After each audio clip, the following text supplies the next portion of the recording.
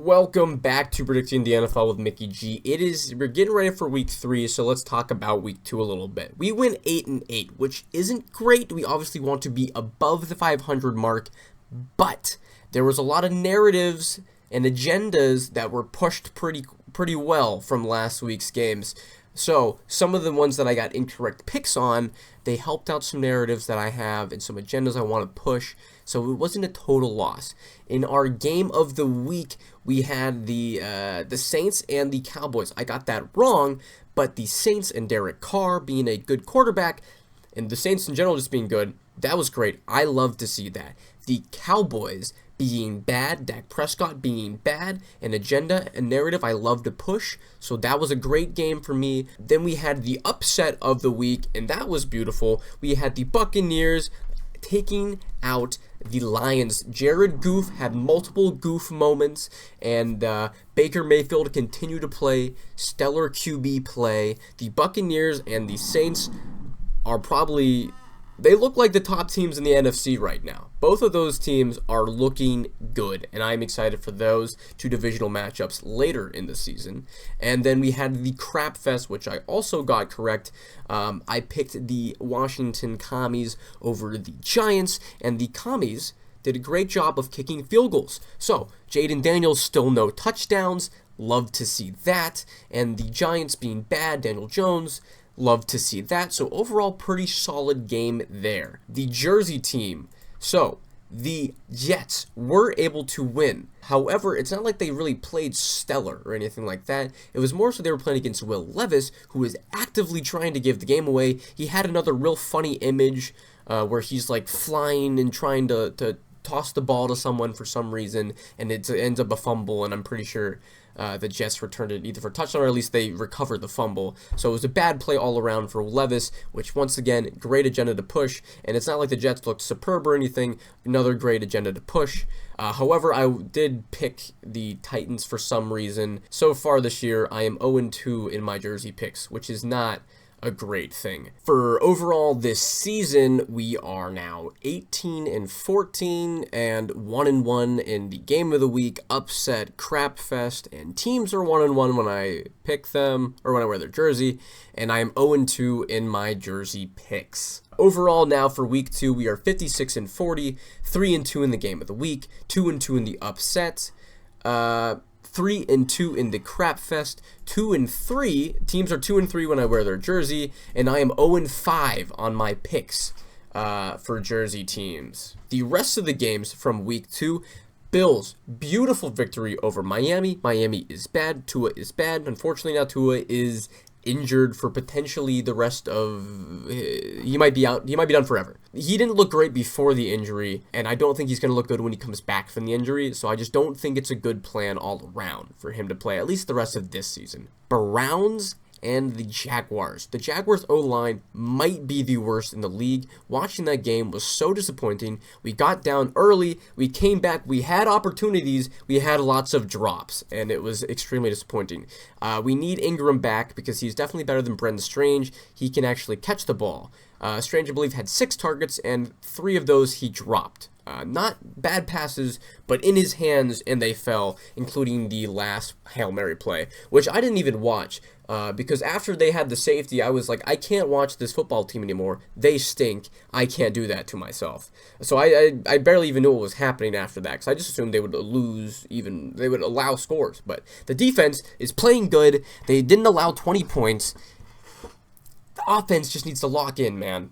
Then we had the Raiders over the Ravens. Ravens, big choke job there. The GOAT Gardner Minshew leading his team to a victory. You absolutely love to see it. Devontae Adams with an absolutely nasty catch. One of the most disgusting catches I've seen in a while. Just pretty much flat when he caught the ball on the sideline. The Steelers defense is good. Shocker. Bo Nix is bad. Shocker. A lot of normal things there. Fields not scoring more than 13 points. People are like glad that he's winning games, but here's the thing, you want to score points too, and it's not like the Broncos have this vaunted defense or anything. So some people are like, oh, he looks good.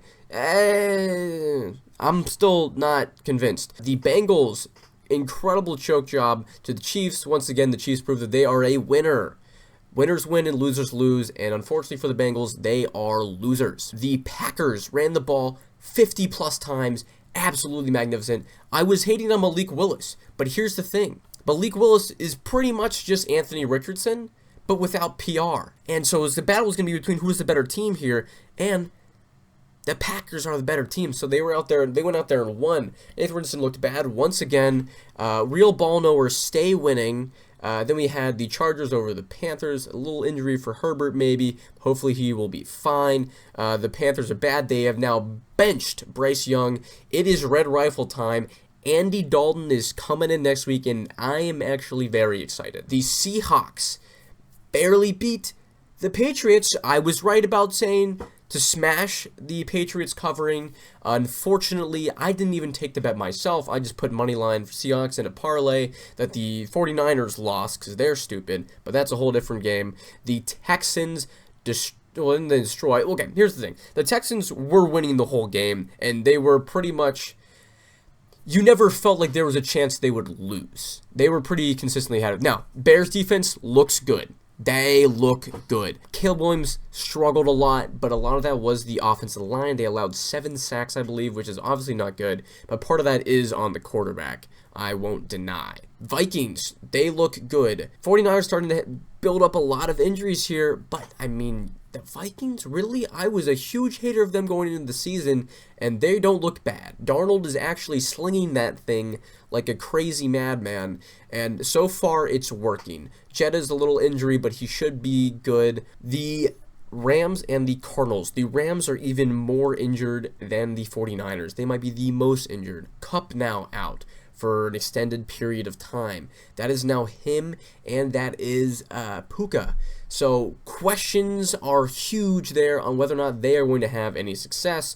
The Cardinals, a good game. Shocker, Marvin Harrison is good. It's almost like you don't jump to conclusions on rookies week 1. That's stupid. And then the Falcons, Kirko. Big Kirko game-winning drive in this one. He went down there against a soft zone and said, "This is easy." Shocking that the Eagles suck.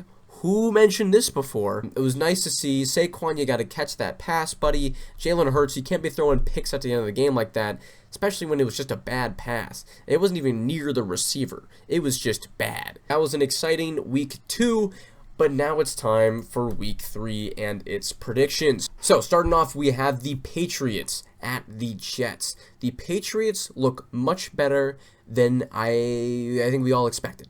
All right, they already have one under their belt, and now the Jets do as well. I think this is going to be an upset. I like the Patriots. They're doing a lot of exciting things. Their defense is playing well. Brissett's doing enough to get them in the position to win, and I really just don't think the Jets are good.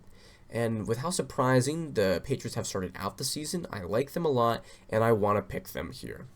Next, we have the Chargers at the Steelers. The Chargers' defense has looked really good. So has the Steelers. But the Chargers' offense has definitely looked better than the Steelers. Their run game is looking really good, and I think the Steelers' pass defense is better than their run defense. I think the Chargers should be able to do well running the ball, and Herbert, I think, is just a good quarterback. I think he's going to be able to win this one. Next is the Jaguars at the Bills. I had originally planned on going to this game. I was like, hey, it's in Buffalo. I'm not too far from there. What's a 2-hour drive to watch the fellas? Here's the thing. Tickets are expensive. The Jags, so far, look bad. Do I want to spend money and drive 2 hours to watch them be bad? Plus, I'm going back to Columbus this weekend to have some good vibes for a friend's birthday. And do I want to drive there, then drive back, and then the next day drive again? Doesn't seem like a super fun time, so I will not be doing that. Now, hopefully, before that game, my Josh Hines Allen jersey will come in. Was going to wear that for this week. But it hasn't come in yet, and I'm tired of waiting for it. But here's the thing. Jaguars, they look bad. However, it is Josh Allen versus Josh Allen. But it's Josh Hines Allen now. Does the Josh Allen undefeated against Josh Allen stop now that he's Hines Allen? Potentially. The Bills look really good. The Jaguars look really bad. This is definitely a very Jaguars winnable game. They've kind of owned the Bills the last couple of years. But I just can't pick them to win here. I'm going with the Bills. That way, I'll be happy if they win and I won't be happy if they lose, but I'll at least have a correct prediction. Going into the AFC, NFC games, we have the Packers at the Titans. Packers did much better than I expected without Jordan Love. Their run game is ridiculous. The Titans look bad, and Will Levis, you will potentially be being benched soon if you keep playing the way that you are. I'm going with the Packers in this one. They seem to have far more upside at the moment. Next is our game of the week, the Texans at the Vikings. Okay, I believe this is the only 2-0, 2-0 matchup this week. That's not true. Chargers and Steelers as well, but can't pick the Steelers in a game of the week. You know that game's going to suck to watch. So the Texans-Vikings here should be a nice offensive-powered matchup. I'm excited to see what CJ will do against the Brian Flores defense. He's been doing a lot of interesting stuff. He had one play against Purdy where he had like 7 guys on the D-line, and then as the play snapped, they went into a cover 2 man or something ridiculous. So he's doing a lot of fun stuff over there, and I'm excited to see what CJ can do against an exciting and strong defense like that. I do think the Texans are still the better team. I'm still hating on Sam Darnold. I'm going to go with the Texans in this one. Next is the Bears at the Colts. The Colts have Anthony Richardson. He is bad. Caleb Williams, not sure yet, but the Bears defense is really good. I'm expecting multiple interceptions from Richardson, potentially a lot of sacks and fumbles and things like that. I think the Bears get their second win because so far the AFC South looks terrible besides the Texans, so I might just start picking against them every time. Next is the Broncos at the Buccaneers. Buccaneers look great. Baker and friends look great. I'm going with the Buccaneers here. I'm not picking Bo Nix. Let's not be silly here. Next is the Giants at the Browns. Browns proved that they could actually win a football game. Unfortunately, it was against the Jaguars. The Giants have yet to do that because they lost to the Commanders. The Browns, you can win football games. I think you do it again here. And that AFC North starts to look a little more exciting. Next, we have the Dolphins at the Seahawks. Dolphins are potentially playing Skylar Thompson or maybe Tyler Huntley, who they just picked up. The Seahawks have a consistent team together, and their offense had a lot of exciting moments. JSN had a nice big game. The Seahawks are winning this one. The Panthers at the Raiders. Raiders, big win last week over the Ravens. They are playing potentially the worst team in the NFL, and while it's probably not all Bryce Young's fault, a lot of it might be. I think this might be closer than expected, but I still think the Raiders are going to get the victory here. Gardner Minshew moving to 2-1. Next, we have the Ravens at the Cowboys. Cowboys, I think, are bad. Okay.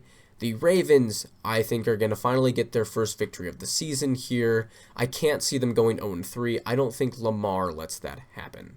Next is the Chiefs at the Falcons. If the Falcons had lost last week, I would say this might be an upset here. However, the Chiefs, I think, are going to continue on to 3-0. The Falcons have a win under their belt. They're playing, obviously, the previous Super Bowl champions. I don't think they get a win here. I think there was potential for it last week just because of how both these teams sometimes work. But I'm going with the Chiefs in this one. Next, we have our crap fest of the week. The Washington Commanders at the Cincinnati Bengals. People saying, oh, but the Bengals had a good game last week. Yeah, they still lost. They sold ridiculously hard. Okay, you can't be up the way you were on a team like that and then lose and expecting not to call you a member of a crap fest. I mean, come on. However, the Commies do have Jaden Daniels as their quarterback, so I am picking the Bengals in this one. Fun little thing, though. There's a nice little thread that I found. People are complaining about the final call to give the Chiefs the first down. And there's the whole, ooh, Mahomes always gets bailed out by the ref. Ooh. Someone's like, ooh, it has the most interceptions called back by penalties since 2018. So there's a whole thread. It's like, well, a lot of those are on free plays because if you're not taking advantage and trying to chuck the ball up on those, you're lame. So the guy then went through and was like, well, how many attempts? And Mahomes has the most passing attempts of anyone over that span of time. So he should have the most interceptions called back by penalty. That would make sense, right? And then he looked at per attempt how many interceptions called back per attempt. And the interesting part was Mr. Burrow is actually the one who had the most interceptions per attempt.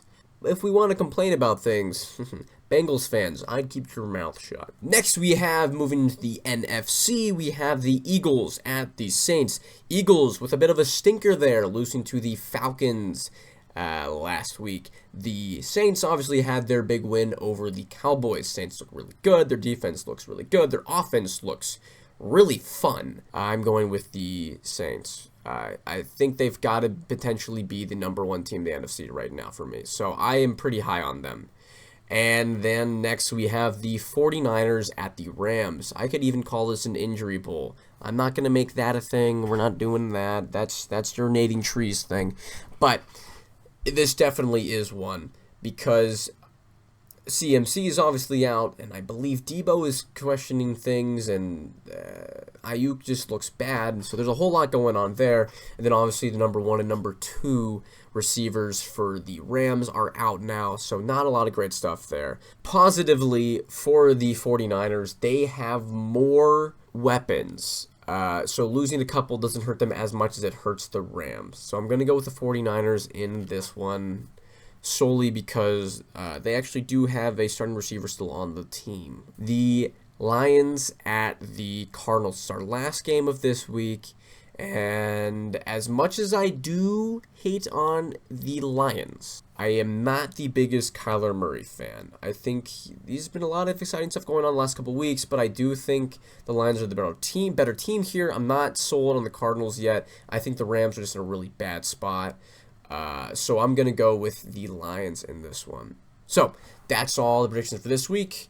Make sure to watch and tell your friends.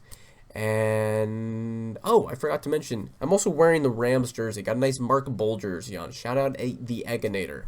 Thanks for watching, and come back next time.